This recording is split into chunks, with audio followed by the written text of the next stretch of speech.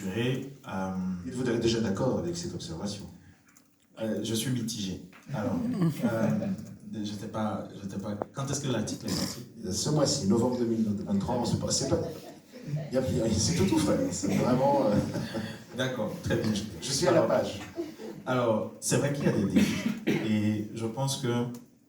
Alors, j'ai lu dans la note de cadrage que l'écosystème est bourgeonnant. Et je pense plutôt qu'il explose. Il explose d'un coup. Ce qui fait qu'il y a quand même quelques retards à rattraper.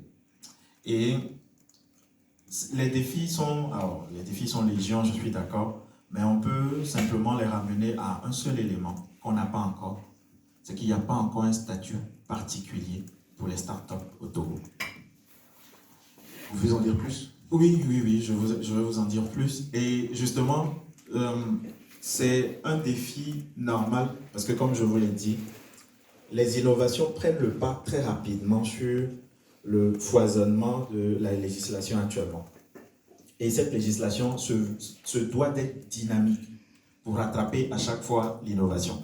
Alors, je peux me tromper, mais dans aucune société, le droit prend le pas sur la technologie.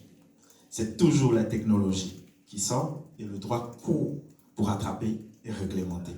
Et donc ça, c'est un élément important qui explique pourquoi il n'y a pas encore ce cadre, on va dire, ce cadre particulier ou ce statut particulier des startups. Parce qu'en réalité, une startup, ce n'est pas une PME. Une startup lutte déjà pour rester en vie entre 3 et 5 ans. Lutte déjà avec l'idée qui doit être disruptive. Lutte déjà avec l'argent, le financement qu'il faut trouver.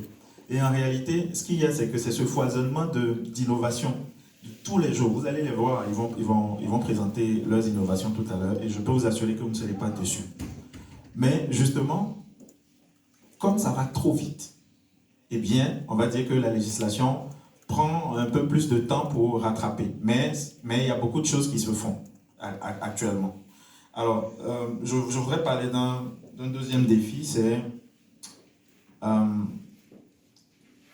l'État aujourd'hui a tout intérêt à créer un cadre pour encourager la synergie entre les entrepreneurs.